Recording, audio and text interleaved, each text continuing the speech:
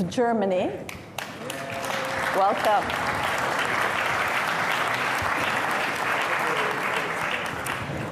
Antony Blinken, Secretary of State, the US.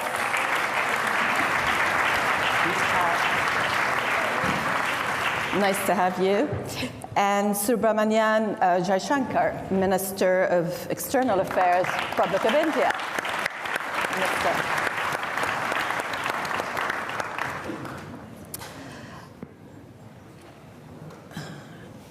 I hope that based on the topic of the session that you will not all agree with each other and we can have some sparks.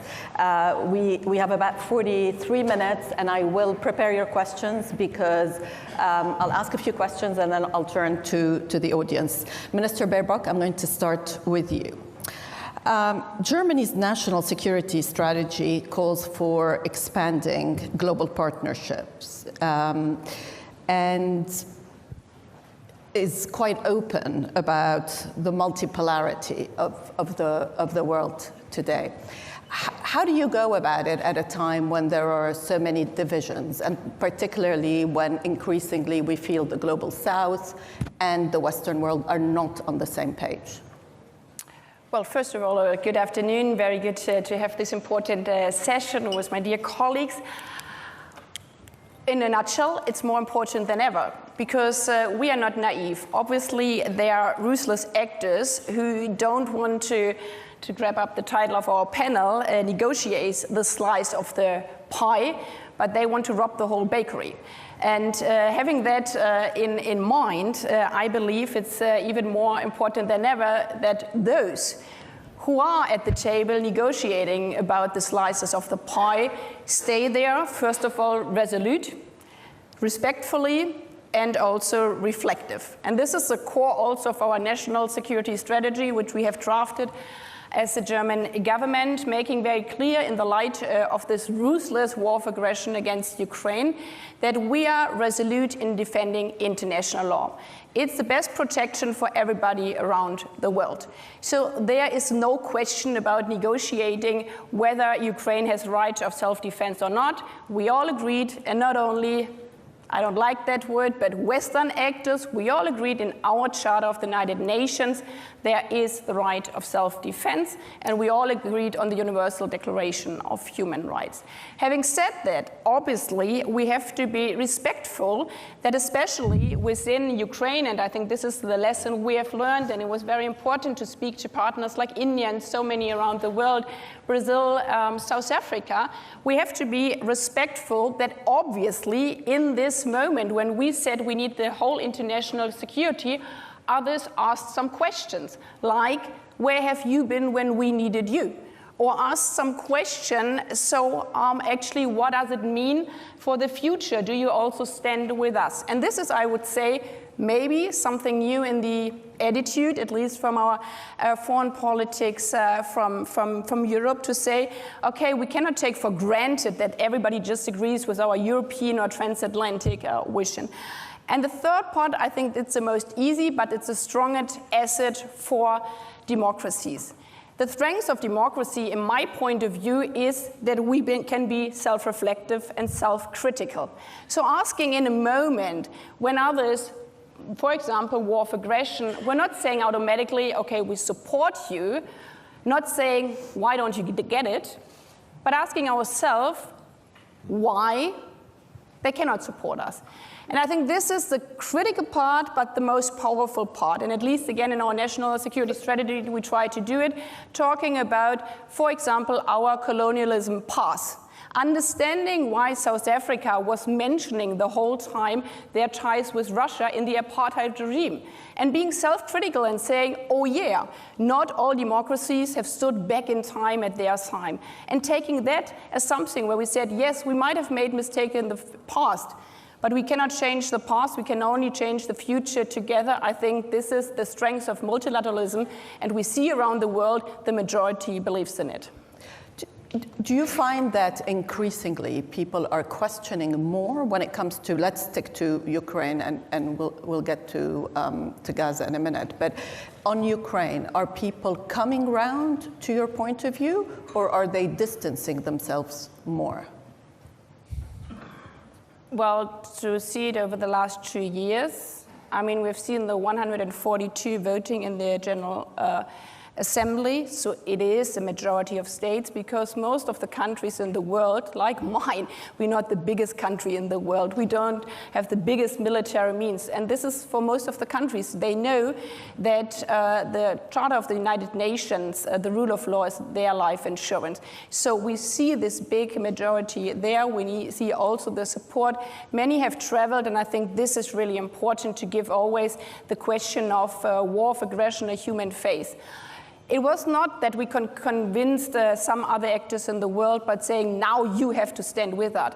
But when delegation traveled to Kiev, and not only Kiev, to Bucha, to Irpin, when they spoke, like we did, to the parents of those where their child had been kidnapped by Russia, then we give this situation a human face, and that's all about. And this is why it's so important to not only talk about state, but we talk about the people, talk about also the question of the rule of law in front of the International Criminal Court, for example, bringing crimes against humanity in front of the court. And there we see again the majority of the states is pushing for that one. Secretary Blinken, there's a feeling that it's more than a feeling. It's what we see happening on the ground, that the U.S.-China tensions are leading to greater fragmentation, and that you're almost competing for, alliances. Who's our ally? And we see this within the UN and various UN institutions, but we just see it all around the globe. To what extent do you feel that you are challenged in your travels around the world on the fundamental questions? Well, first, it's wonderful to be with my friends, wonderful to be back in Munich at the Security Conference, known among all of us as speed dating for diplomats. But we've done a couple of things, and I'll come quickly to your question. From the start of this administration, we've made an investment, a reinvestment, in our alliances, in our partnerships, and in the multilateral system. We've reinvested, we've re-engaged, we've tried to rejuvenate, we've even reimagined. And the reason for that is simple. It's because it's in our interest to do it. Not a single one of the challenges that we have to face and that are so important to the interests of the American people can we effectively deal with alone, as powerful and as resourceful as we are. And so across the board, we've seen our comparative advantage as having a strong network of voluntary alliances, voluntary partnerships, and if you're not at the table in the international system, you're going to be on the menu. So it was very important for us to re-engage multilaterally, and we've done that. When it comes to strategic competition, and there's no doubt that we have one with China, there are a few things to be said. First, we have an obligation to manage that relationship responsibly. And I think that's something that we hear from countries around the world, and it's clearly in our interest to do so. And that's exactly what President Biden is doing. And when it comes to other countries, the point is not to say to country X, Y, or Z, you have to choose. The point is to offer a good choice. And if we can do that, and I believe we can and we have and will continue, then I think the choice becomes fairly self-evident. Over the last 6 or 7 months, we have engaged in a sustainable way with China. I just met my counterpart Wang Yi here in Munich, but that follows a series of meetings, notably, most importantly, President Biden and President Xi. And I think we brought greater stability to the relationship, not moving away from or ignoring the fact that, yes, we have a competition. There are areas where we are contesting each other, but there are also areas where we can and should cooperate because it's in our interest to do that. One of the best examples of that is the agreement we reached with China on fentanyl. The single largest, the number one killer of Americans aged 18 to 49 is a synthetic opioid, fentanyl. Now we have meaningful cooperation from and with China on fentanyl. That's going to make a difference in the lives of Americans. And you think it is sustainable to have cooperation in some areas, climate being one of them, but to have a strategic competition, the strategic competition that defines geopolitics today and that will go on for a very long time, do you think that that is sustainable, that both sides sort of can find rules of engagement? This is where we compete, and this is where we cooperate? Some fundamentals haven't changed. Countries will act in their self-interest. Where we have to compete, we will. Where we have to contest, we will. Where it makes sense to cooperate, we will. And I think you can do all of the above at the same time. But there's something else that's, I think, changed, and it goes back to the first part of the question.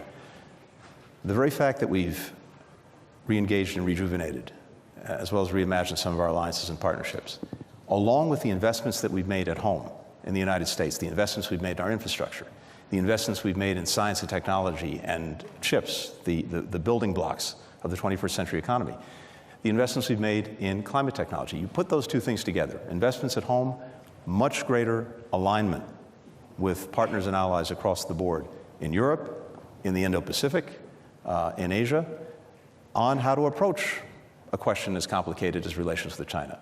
That puts us in a position of much greater strength in dealing with all of the challenges that we have to deal with. Minister Jaishankar, India has more of a multiple choice mindset. Would that be right? From non-alignment to, I think you may have called it, or somebody else called it, all alignment. So you can pick and choose alliances, but you can also pick and choose topics. On Russia, for example, you still buy Russian oil.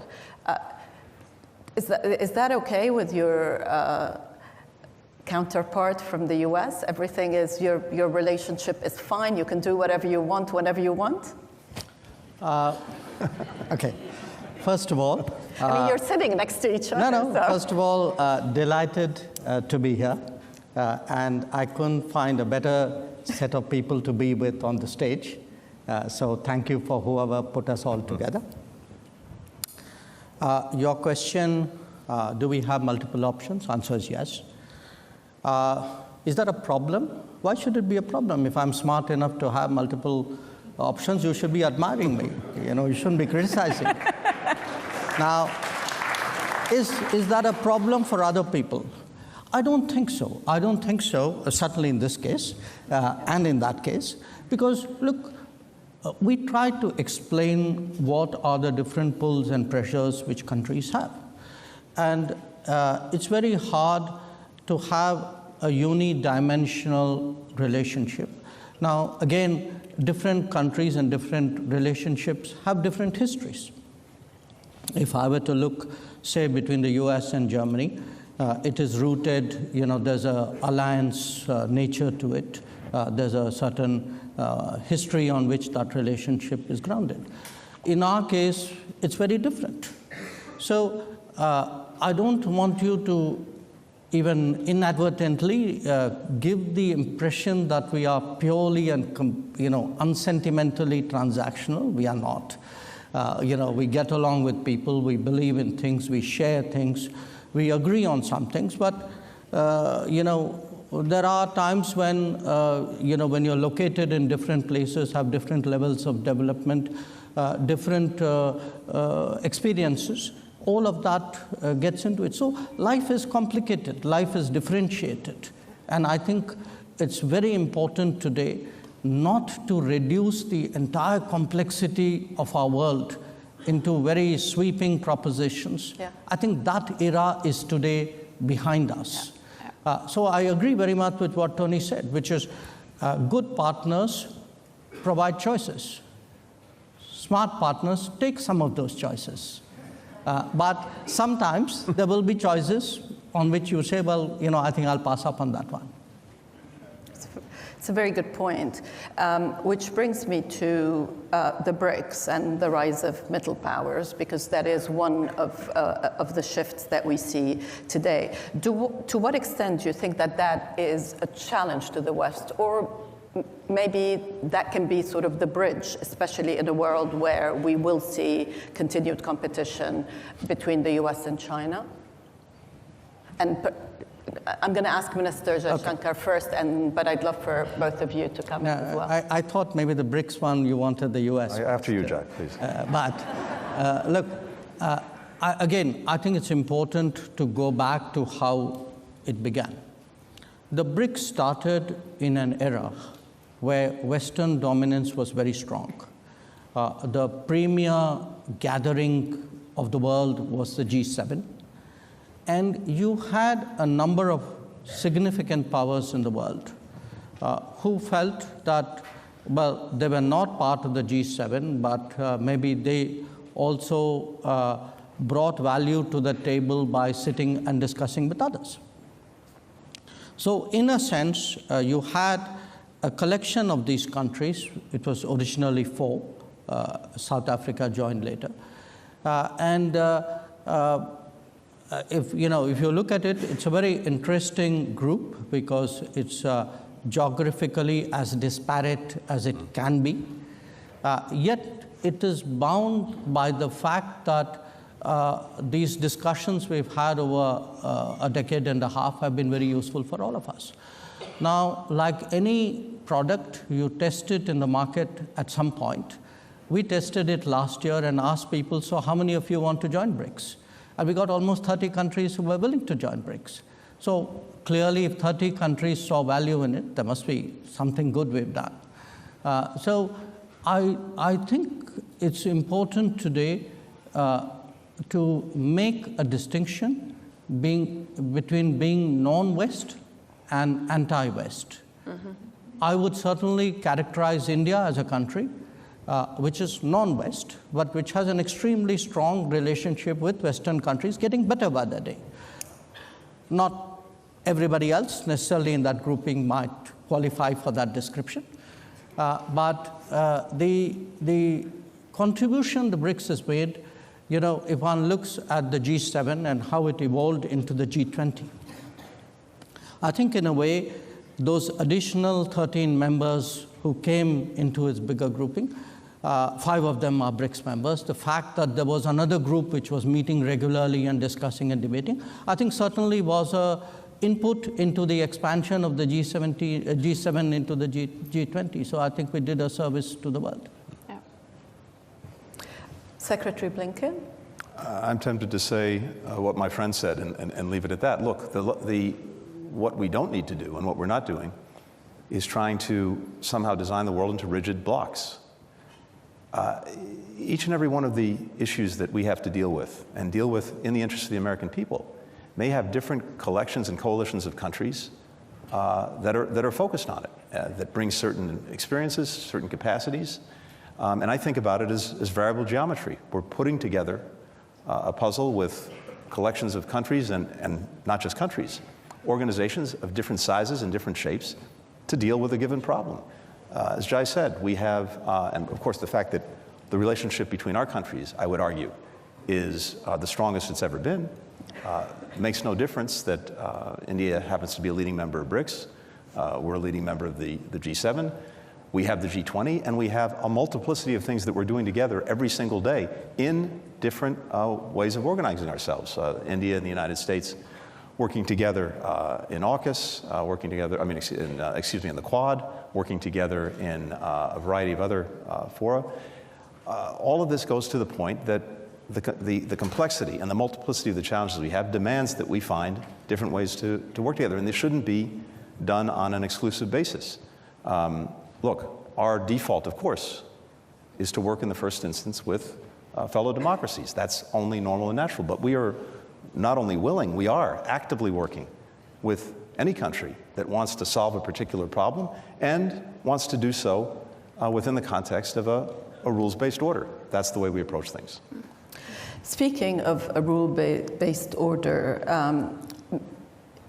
major powers today are criticized for sort of upholding the rule-based order and upholding values in certain areas, but not in others. And a lot of people around the world, and particularly in the global south, but I would say not only in the global south, even within our Western democracies, are confused. they look at what's happening in Gaza and at the intensity of the killing, and they ask, where are human rights? Where are these Western values? I'm sure you're having here today and yesterday a lot of similar discussions, Minister Baerbock. Yes, and they are so productive because many of them are not only speed dating, but behind closed doors, very trustfully.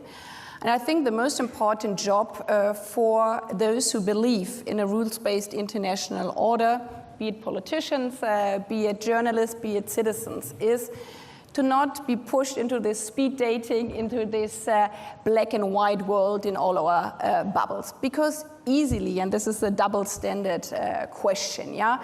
If you only look, and you mentioned the situation in Gaza, if I only see the whole time on YouTube what's happening in Gaza, and I do that every second day, every day I cannot stand it because otherwise I couldn't get out of my bed anymore.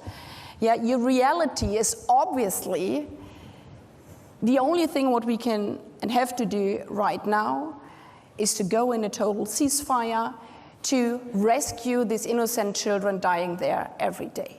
Yeah, so, and you're 100% right by that. But the question is to really come to this reality is to force myself, not myself, but all these persons are saying this is a moral right thing to do, to then also ask, so how do we come to that? And this is then when some might ask, so why you, German Foreign Minister, didn't call for immediate ceasefire the last months ago?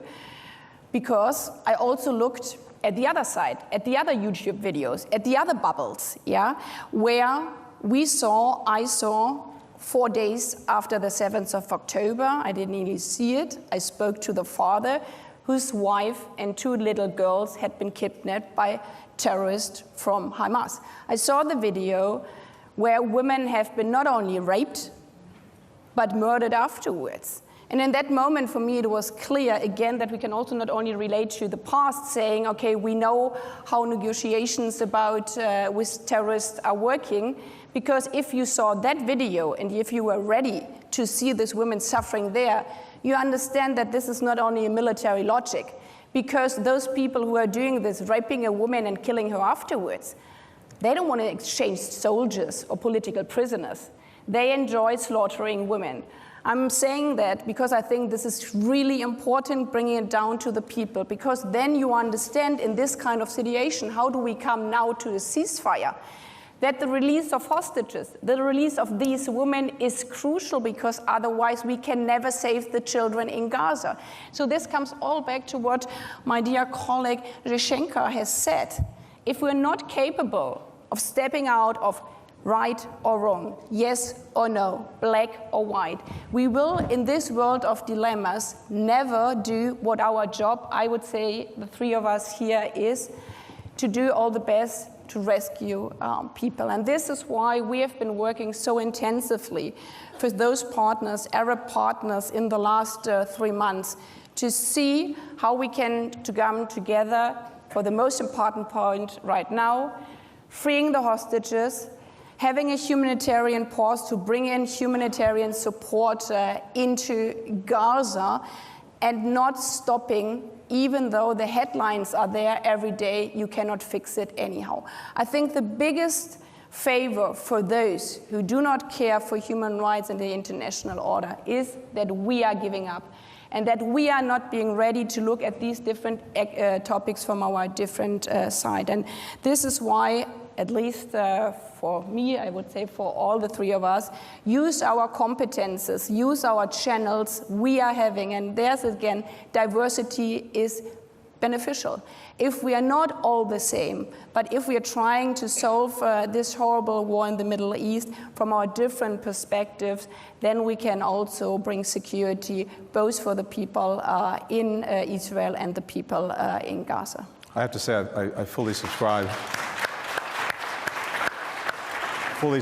to everything that Annalena said. And I think as people in positions for a brief period of time of responsibility, but also, and maybe foremost, as human beings, as mothers, fathers, children, brothers and sisters, we're intensely driven to try to prevent or stop human suffering, including the suffering of men, women, and children in Gaza. The question is how to do it most effectively and how to take account of the incredible complexity that Annalena just outlined so well. But there's another element to this that we have a responsibility to do something about. The greatest poison in our common well is dehumanization. And we see that in all directions.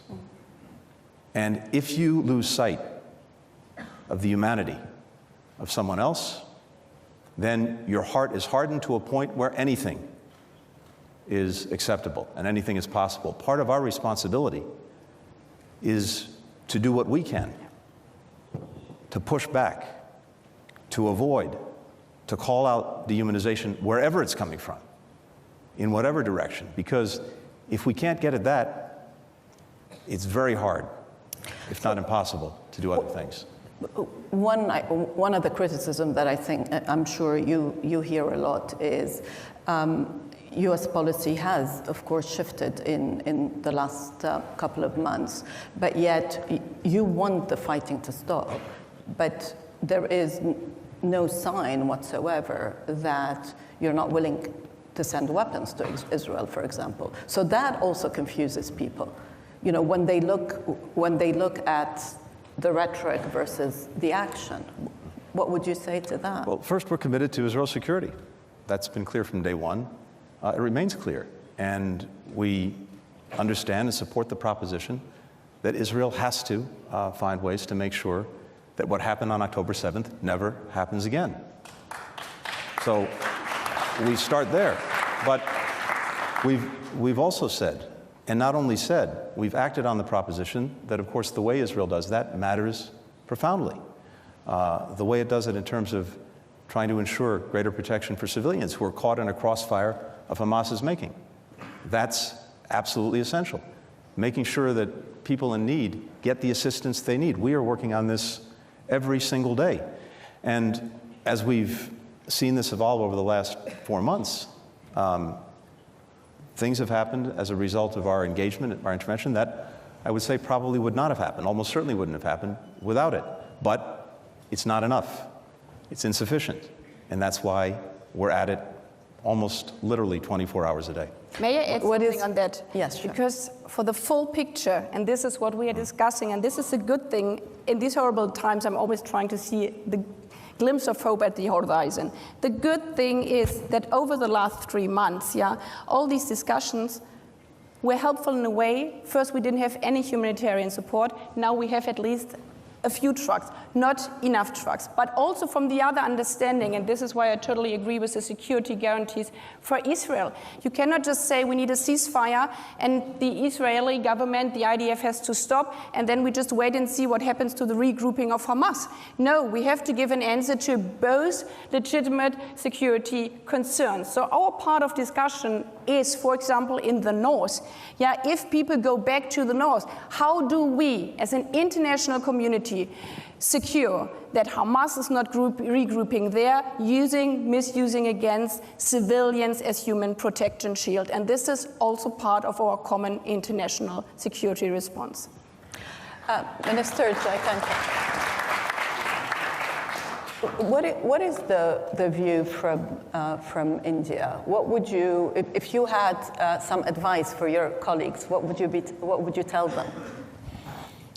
Well, I don't have advice for my colleagues, though I think all of us follow the enormous efforts which Tony is putting in right now. Look, the way we look at it, there are different dimensions, different elements to this. Number one, we must be clear that what happened on October 7th was terrorism. No caveats, no justification, no explanation. It was terrorism. Number two, as Israel responds, it is important that Israel should have been very mindful of civilian casualties. that it has an obligation to observe international humanitarian law. Number three, the return of hostages is today imperative. Number four, there is a need for a humanitarian corridor, a sustainable humanitarian corridor to provide relief. And eventually, there has to be a permanent fix, a long-term fix, otherwise we're going to see a recurrence. And I think today, certainly India has long believed in a two-state solution. We have maintained that position for many decades. And I think today many more countries in the world today feel not just that the two-state solution is necessary, but it is more urgent than it was before. Let me take a couple of questions. I think there's a gentleman there, and then there, and there. Okay. Let's take all three questions. Actually, we'll take four questions very quickly. Four is here? Yes, four is there. Natalie Tocci, Rome. A question, in fact, both to Secretary Blinken and to Foreign Minister Baerbock. I mean, the logic of the argument of being somewhat reticent on pushing for a ceasefire, as far as I understand, is basically that of saying, well, one needs to make sure that what happened on the 7th of October does not happen again. And so the question that I ask you is, do you think that what is happening now, what has happened over the last 4 months, will actually reduce the chances of what happened on the 7th of October happening again? Will it actually make Israel more secure or not? Okay, so there's... Okay, Then so I thought that question was that side, but okay. Oh yeah, thank you very much. Alexei Goncharenko, member of the Parliament of Ukraine. Secretary Blinken, you said those who are not at the table are in the menu. Ukraine was at the table in Budapest when we voluntarily gave up our nuclear weaponry. Now we are in the menu. So the question is, what is the way for us?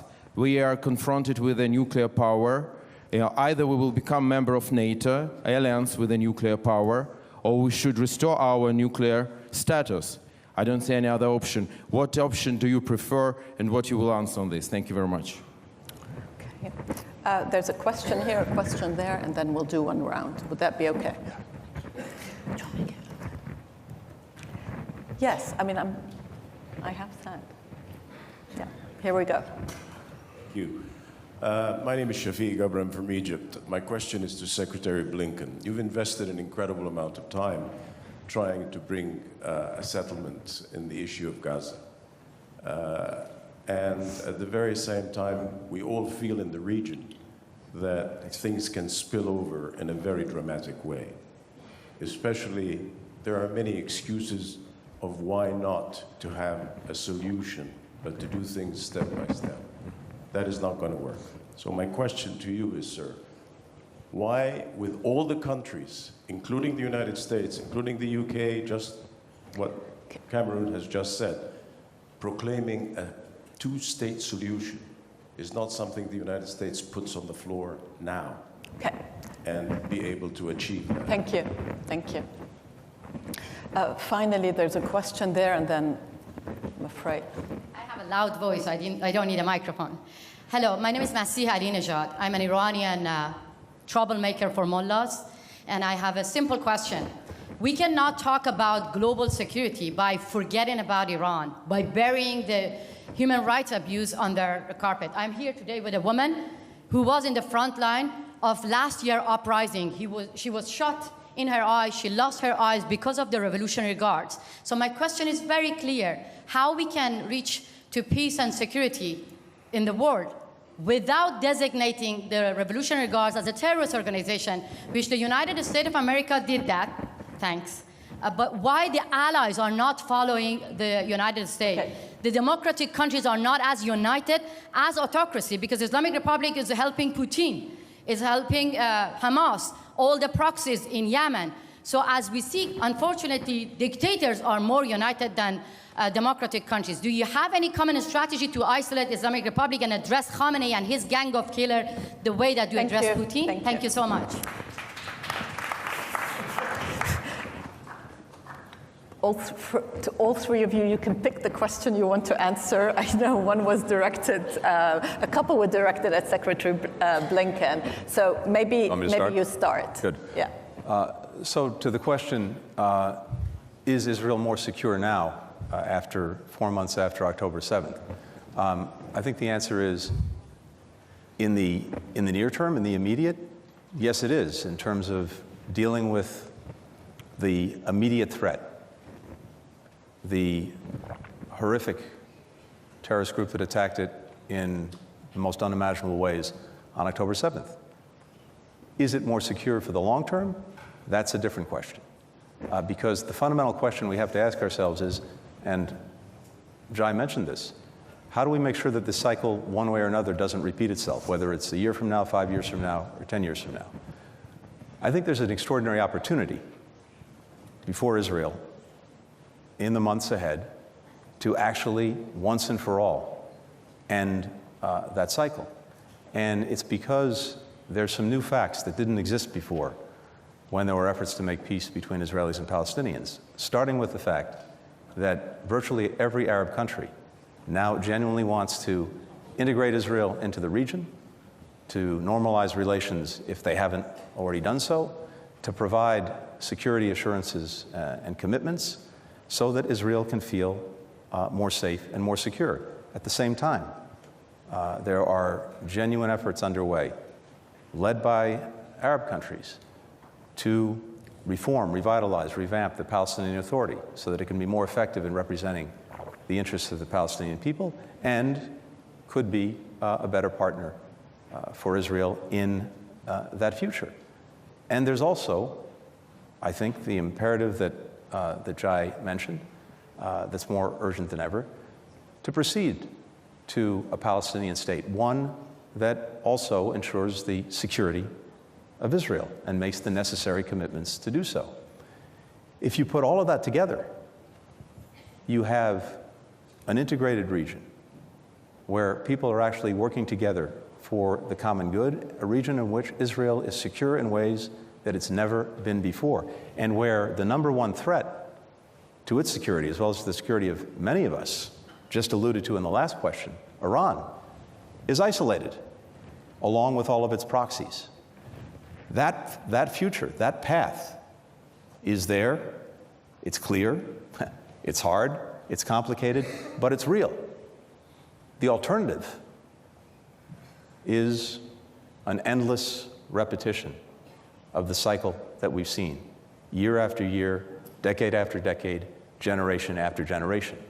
It's incumbent upon all of us who have relationships with and responsibility for different countries in the region, things that we bring to the table ourselves, to make the hard decisions, do the difficult things, to actually make that path clear, real, and one whose attraction is overwhelmingly powerful. I think the more we're able to do that, and the more we distinguish between that path and the alternative, the greater the chance we'll actually see movement in that direction. I'll say just very quickly on Ukraine. I think you've heard throughout this conference, including by the fact that we have an extraordinary delegation from the United States Congress here, Republicans, Democrats, Senate, House, that there is enduring support for Ukraine, and that's not just from the United States, it's from country after country in Europe and well beyond, for a whole variety of reasons, starting, of course, with the aggression that the Ukrainians have suffered, but also because that aggression has gone to the very principles at the heart of the international system that each of us has a stake in preserving, and that's not going away.